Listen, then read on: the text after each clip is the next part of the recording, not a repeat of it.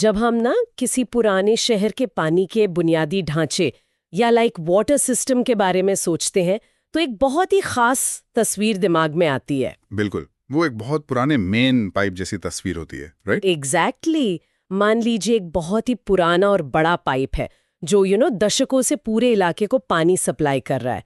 अब समय के साथ क्या होता है, आबादी बढ़ती है, मांग बढ़ती है और वो बेचारा पाइप चोक होने लगता है। पानी का प्रेशर लगातार बढ़ता रहता है, लेकिन अंदर जगह तो उतनी ही है ना। हाँ, और फिर एक पॉइंट ऐसा आता है जब वो पूरा सिस्टम ना अपनी क्षमता की बिल्कुल आखिरी हद तक पहुंच जाता है। मतलब उस पाइप में आप और दबाव डाल ही नहीं सकते। सही बात है। अगर और दबाव डाला तो या तो वो फट जाएगा या फिर पूरा का पूरा सिस्टम ही कोलैप्स कर जाएगा। ऐसी स्थिति में सिर्फ छोटे मोटे रिपेयर या पैचवर्क काम नहीं आते। बिल्कुल नहीं आते। और अगर हम आज के समय में दिल्ली के IGI एयरपोर्ट को देखें ना, तो मुझे वो बिल्कुल उसी चोक हो चुके पाइप की तरह महसूस होता है। हाँ, ये तुलना बहुत सटीक है। वहाँ की भारी भीड़ और वो जो चरमराती हुई व्यवस्था है आजकल, और वो लंबा ट्रैफिक, मतलब ऐसा लगता है कि एविएशन का ये जो पूरा सिस्टम है ना, ये बस अपनी चरम सीमा पे बैठा है। एकदम सही कह रही हैं आप। ये सच में एक ब्रेकिंग पॉइंट जैसा लगता है कभी कभी। तो इसीलिए आज हम जिस विषय पर ये गहन विश्लेषण करने वाले हैं वो इस समस्या का एक बहुत ही शानदार समाधान है। मैं बात कर रही हूँ नोएडा इंटरनेशनल एयरपोर्ट की, जिसे हम NIA भी कहते हैं। और ये चर्चा बहुत दिलचस्प होने वाली है क्योंकि ये सिर्फ एक नई बिल्डिंग नहीं है। बिल्कुल। इस प्रोजेक्ट की जो पूरी रूपरेखा और रिसर्च मैंने देखी है ना, उसे देखकर मैं पूरे भरोसे से कह सकती हूँ कि उस चोक हो चुके सिस्टम में एक नए और बेहद विशाल बाईपास वॉल्व का काम करने वाला है। आपकी ये बाईपास वाल वाली एनालॉजी काफी हद तक सही है, लेकिन इसे सिर्फ दिल्ली की भीड़ कम करने वाला एक उपाय समझना, क्या ये उसे कम आंकना होगा? प्रिंट और इसके पीछे की इंजीनियरिंग सोच को गहराई से देखें तो ये भारत के एविएशन लैंडस्केप में एक बहुत बड़ा बदलाव है। मतलब एक मॉन्यूमेंटल शिफ्ट जिसे कहते हैं। हाँ, एक ऐसा बदलाव जो भूगोल और अर्थव्यवस्था दोनों की दिशा बदल सकता है। आज की हमारी इस चर्चा का जो मुख्य मिशन है ना, वो यही समझना है कि कैसे ये प्रोजेक्ट सिर्फ एक डीकंजेस्टेंट नहीं है। राइट, ये सिर्फ भीड़ कम करने की दवा नहीं है। एग्जैक्टली। ये पूरे उत्तर भारत की अर्थव्यवस्था को आगे बढ़ाने वाला एक बहुत ही ताकतवर इंजन बनने जा रहा है। यहाँ ना एक बात और साफ कर देना बहुत जरूरी है। अक्सर जब इतने बड़े एयरपोर्ट्स की बात होती है तो जो लोग हमें सुन रहे हैं उन्हें लग सकता है कि इसका सीधा मतलब सिर्फ हवाई यात्रा करने वालों से है। हाँ, लोग सोचते हैं कि अगर हम फ्लाइट नहीं ले रहे तो हमें क्या मतलब। वही तो। लेकिन ये समझना बहुत जरूरी है कि कोई व्यक्ति कभी इस एयरपोर्ट से उड़ान भरे या ना भरे, ये मेगा प्रोजेक्ट आसपास की इकोनॉमी, वहाँ के लॉजिस्टिक्स और कामकाज के तरीकों को बहुत गहरे स्तर पर प्रभावित करेगा। बिल्कुल, इसका असर हर किसी की जिंदगी तक किसी ना किसी रूप में पहुंचेगा ही। तो चलिए इस विशाल बाईपास वॉल्व के ना आकार और भविष्य की योजना से ही शुरुआत करते हैं। जब मैंने इसके ब्लूप्रिंट के डेटा पर नजर डाली तो आंकड़े सच में हैरान करने वाले थे। मुझे पता है आप किन आंकड़ों की बात कर रही हैं। स्केल वाकई बहुत बड़ा है। हाँ, मतलब शुरुआत में ही ये 1334 हेक्टेयर जमीन में फैला होगा और इसमें 3900 मीटर का एक बहुत ही लंबा रनवे होगा। और ये रनवे का जो नंबर है ना, ये कोई मामूली डिटेल नहीं है। वही मैं सोच रही थी, आम लोगों को शायद 3900 मीटर एक नॉर्मल नंबर लगे, लेकिन एविएशन की दुनिया में ये एक बहुत बड़ा स्टेटमेंट है ना? बिल्कुल है, क्योंकि ये खास तौर पे वाइड बॉडी एयरक्राफ्ट्स के लिए डिजाइन किया गया है। वाइड बॉडी एयरक्राफ्ट्स मतलब वो जो बहुत बड़े वाले जहाज होते हैं? हाँ, ये वो विशाल हवाई जहाज होते हैं जिनमें 2 पैसेंजर आइल्स होती हैं, लाइक बोइंग 777 या एयरबस A380। ओह अच्छा, जिनमें बीच में और साइड में दोनों तरफ सीटें होती हैं। एग्जैक्टली।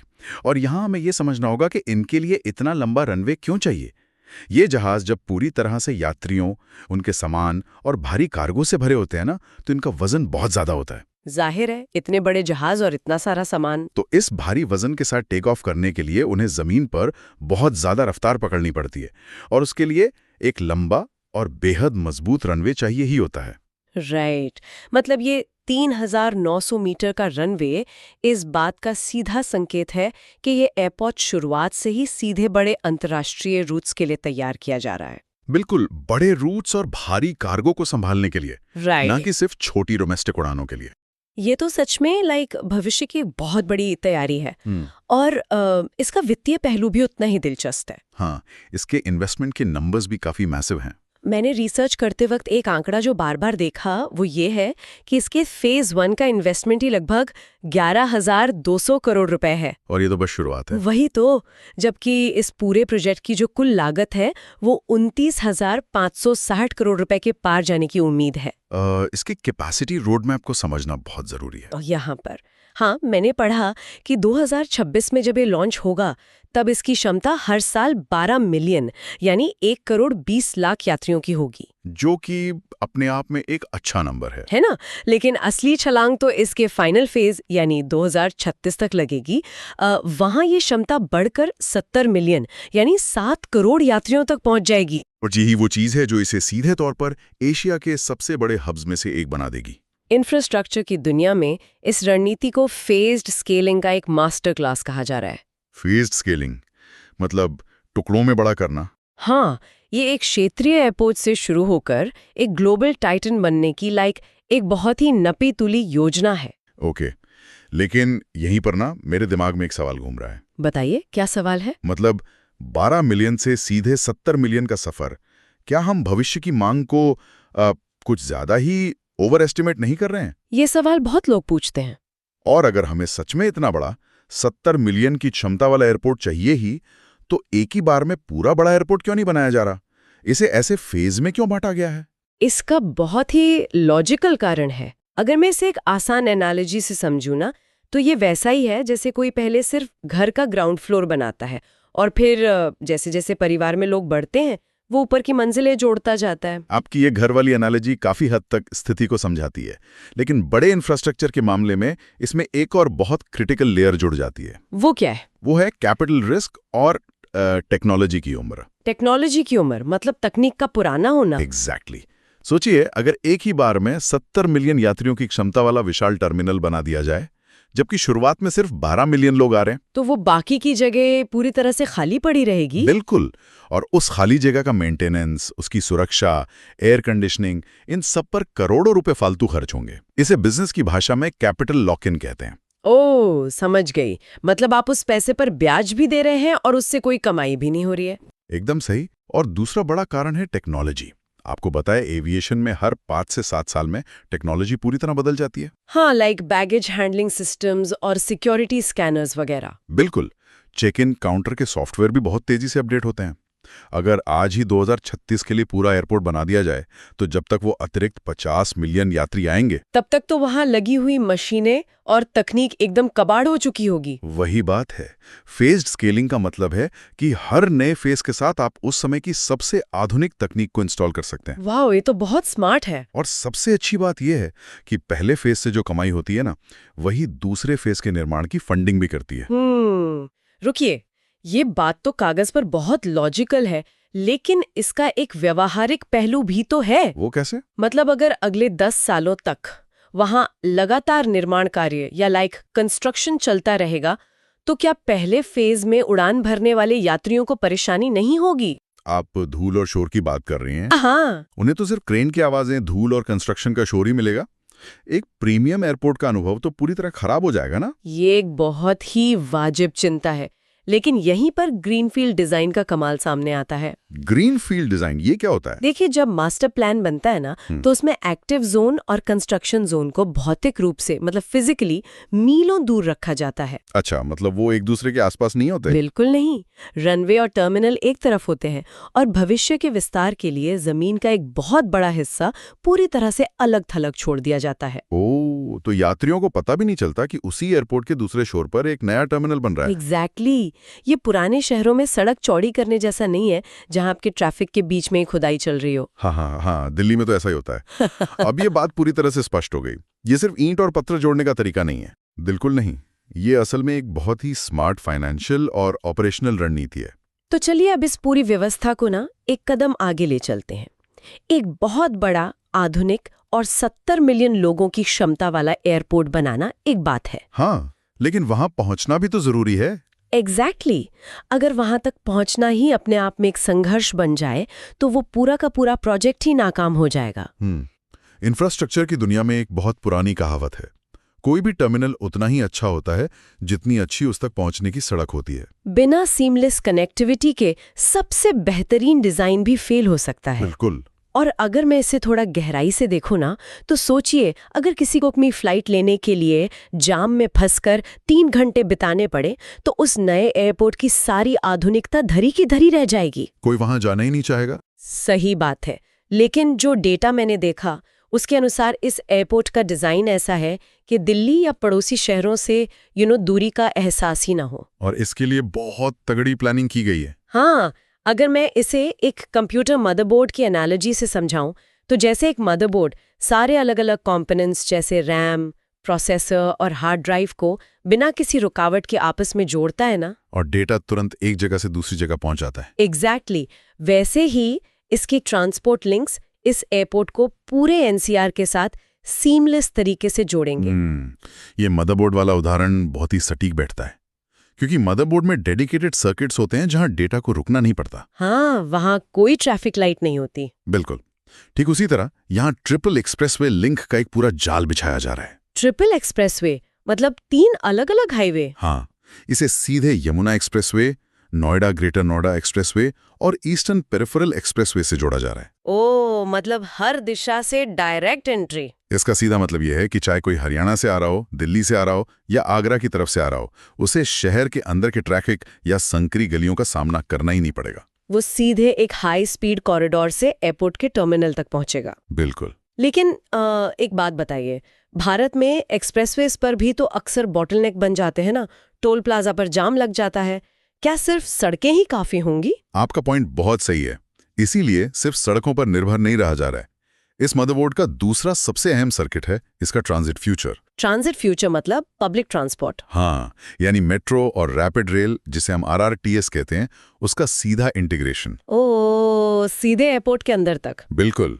इसका लक्ष्य ये है कि ये एयरपोर्ट सिर्फ जेवर या नोएडा का हिस्सा बनके ना रहे, बल्कि ये पूरे NCR का एक सच्चा एक्सटेंशन बन जाए। ये तो बहुत ही इम्प्रेसिव है। और जब हम इस बड़े चित्र को देखते हैं ना, हाँ। तो समझ आता है कि भविष्य में दूरी को किलोमीटर में नहीं मापा जाएगा। थोड़ा ठहरिए, दूरी किलोमीटर में नहीं मापी जाएगी, तो फिर कैसे मापी जाएगी? ट्रांजिट टाइम में। टाइम में? वो कैसे? देखिए, जब RRTS और एक्सप्रेसवे पूरी तरह से एक साथ काम करने लगेंगे, तो लोग ये नहीं पूछेंगे कि नया एयरपोर्ट यहाँ से 70 किलोमीटर दूर है, 80 किलोमीटर। अच्छा, वो सीधा समय बताएंगे। हाँ, वो ये कहेंगे कि एयरपोर्ट यहाँ से बस 45 मिनट दूर है। जब हाई स्पीड ट्रांजिट से समय कम लगता है ना, तो दूरी का जो मानसिक एहसास होता है वो अपने आप खत्म हो जाता है। राइट। लेकिन अगर मुझे कहीं पहुंचने में सिर्फ आधा घंटा लग रहा है, तो मुझे फर्क नहीं पड़ता कि वो 50 किलोमीटर दूर है। एग्जैक्टली। और यही सीमलेस कनेक्टिविटी का असली मतलब है, भौगोलिक दूरी को समय की रफ्तार से खत्म कर देना। क्या बात है, दूरी किलोमीटर में नहीं, समय में मापी जाएगी। ये सच में सोचने का एक बहुत ही नया नजरिया है। और ये नजरिया बिजनेस के लिए भी उतना ही जरूरी है। बिल्कुल। अब जाहिर सी बात है कि जब वहां पहुंचना इतना आसान और तेज हो गया है, तो वहां सिर्फ यात्री ही नहीं जाएंगे। जहां सही ट्रांसपोर्ट लिंक्स और तेज रास्ते होते हैं, वहां नया बिजनेस भी चुंबक की तरह खिंचा चला आता है। और यही चीज इस पूरे प्रोजेक्ट को एक विशाल इकोनॉमिक इंजन बनाती है, जो कि हमें इसके लॉजिस्टिक्स और अर्थव्यवस्था वाले पहलू पर ले आती है। अगर आप भारत की अर्थव्यवस्था और ग्लोबल सप्लाई चेन के नजरिए से देखें ना, तो मैं कहूंगा कि यात्रियों वाला हिस्सा तो सिर्फ एक ट्रेलर है। सिर्फ एक ट्रेलर? हाँ, असली पिक्चर तो इसका लॉजिस्टिक्स और कार्गो हब है। ये बात बिल्कुल सही है।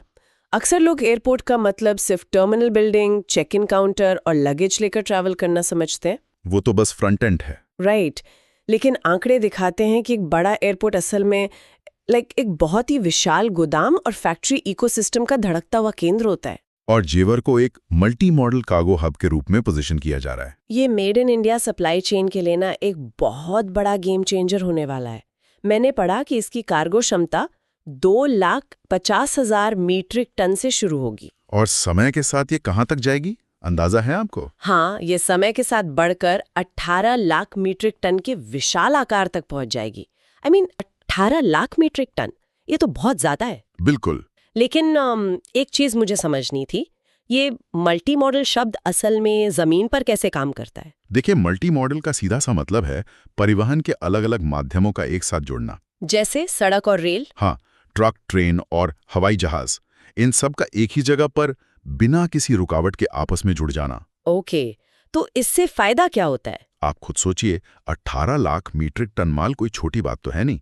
आप इसे सिर्फ ट्रकों के जरिए एयरपोर्ट तक नहीं ला सकते। ये डेडिकेटेड फ्रेट कॉरिडोर से मालगाड़ियां सीधे एयरपोर्ट के कार्गो टर्मिनल के अंदर तक आती हैं। ओहो, सीधे अंदर? हाँ, और वहां विशाल ऑटोमेटेड क्रेन उन कंटेनर्स को ट्रेन से उठाती हैं और सीधे कार्गो प्लेन में लोड कर देती हैं। वाव, मतलब बीच में ट्रकों में भरने का झंझट ही नहीं। एग्जैक्टली।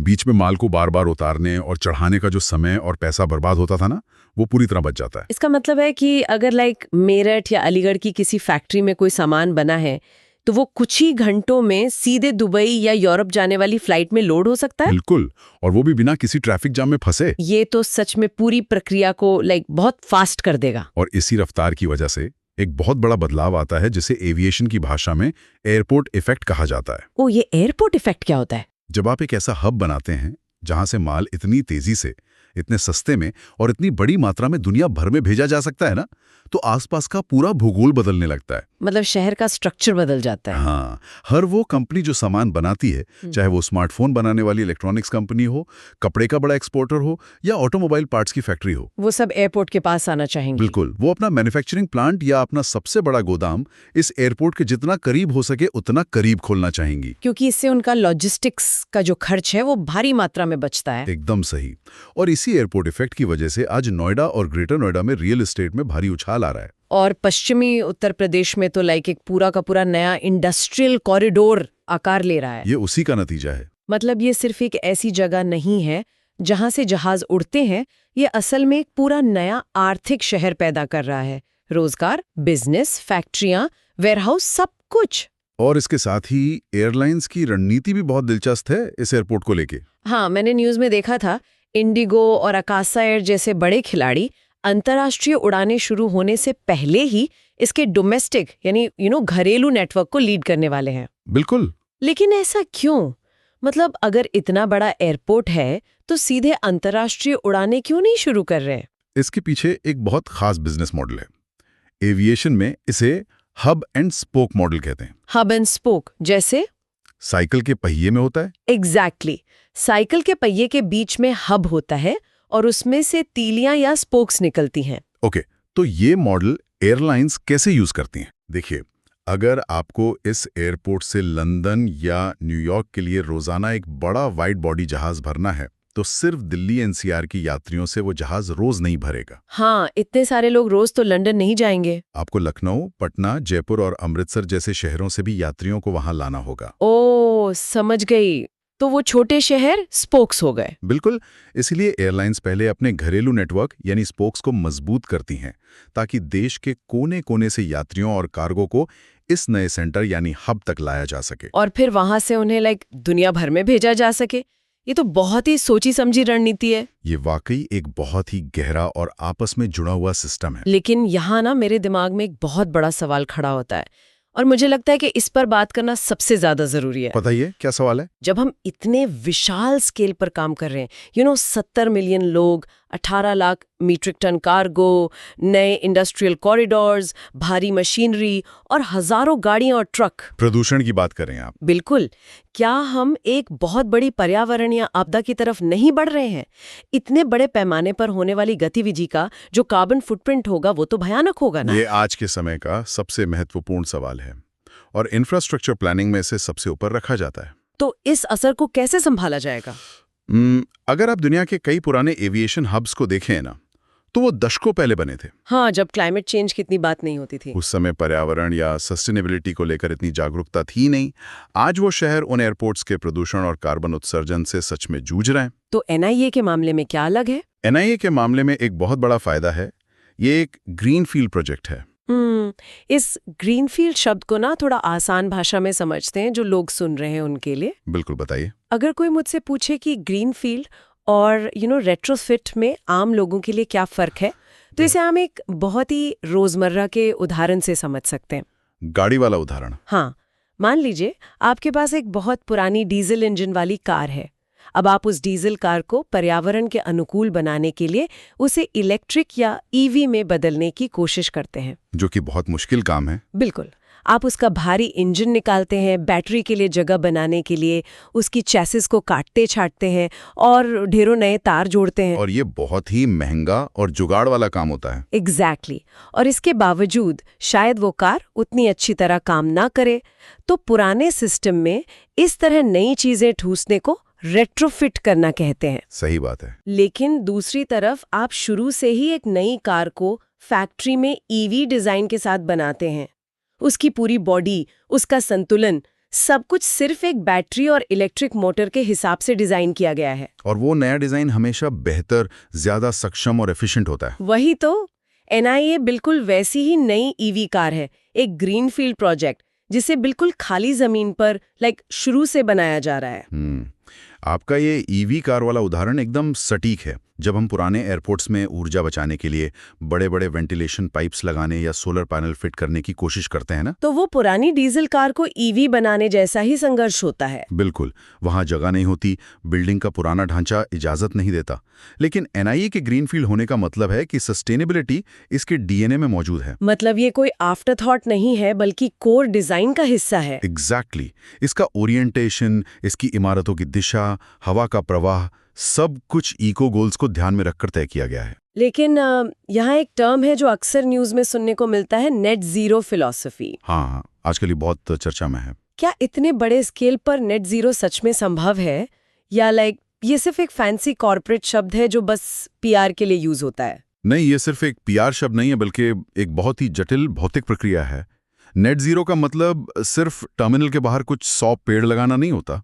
तो फिर असली मतलब क्या है? इसका मतलब है कि ये विशाल ऑपरेशन जितना कार्बन पर्यावरण में छोड़ेगा, उतना ही कार्बन ये कम करने के उपाय भी करेगा। दोनों बैलेंस होने चाहिए। ओके, लेकिन ये बैलेंस करेंगे कैसे? उदाहरण के लिए, टर्मिनल की छतों का डिजाइन ऐसा है जो प्राकृतिक रोशनी को अंदर आने देता है।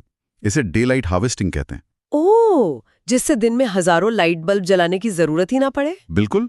और एयरपोर्ट की खाली जमीनों पर बड़े पैमाने पर सोलर ग्रिड्स लगाए जा रहे हैं जो इसकी अपनी बिजली की जरूरत पूरी करेंगे। ये तो बहुत बढ़िया है। और पानी का क्या? इतना बड़ा स्ट्रक्चर है, पानी तो बहुत लगेगा। उसके लिए भी सिस्टम है।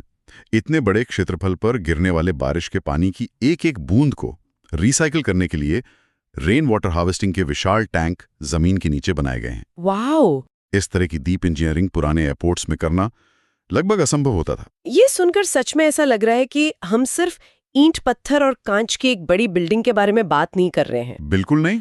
हम तो भविष्य की एक पूरी व्यवस्था को बनते हुए देख रहे हैं।